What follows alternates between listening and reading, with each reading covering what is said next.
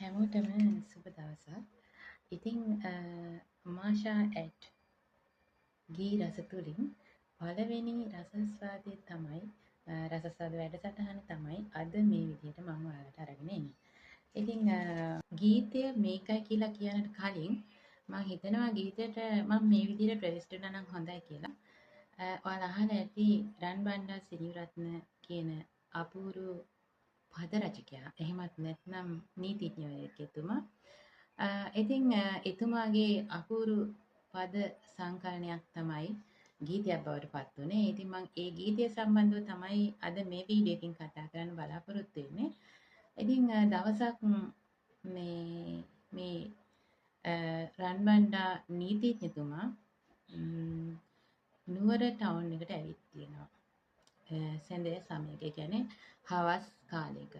ඇත්තට මේ ගීතයට සත්‍ය කතාවක් තමයි පදනම් වෙලා තියෙන්නේ. ඉතින් ඔහොම දවසක් එනකොට හවසක ඔහුගේ ඇස ගැටෙනවා අපූරු තරුණියක්. සාමාන්‍ය දුහුල් සලුවක්, ඒ කියන්නේ දුහුල් ඇඳුමකින් සැරසුණු ඇය පාට වස්සුණු මූණ තවරගෙන තොල් පාට කරලා හිටපු මේ සුරූපිනිය, එහෙම නැත්නම් ලස්සන කාන්තාව හරි අපූර්වට පාද තියලාගෙන එහාට මෙහාට ඇවිදින හැටි ඔහු බලාගෙන හිටියා. අනික් කාන්තාවන්ගෙන් ටිකක් බැලුව බැලමට වෙනසක් පෙන්වු නිසා ඔහුත් විශේෂයෙන් ටිකක් බලන්නට ඇති. කොහොම නමුත් මේ කාන්තාවගේ දැකපු ස්වරූපය ඔහුව යම් කිසි තැනක එදා නතර වෙන්නට ඇති.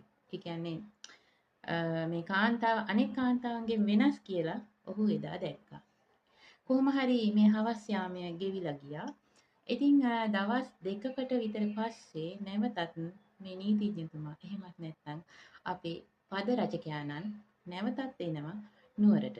නුවර ටවුන් එකට. එහෙමත් නැත්නම් දළදා මාලිගාව ඉදිරිපිට ඒ අවට තැනක ඉන්නකොට ඔහු අපූර්ව දර්ශනයක් දකිනවා.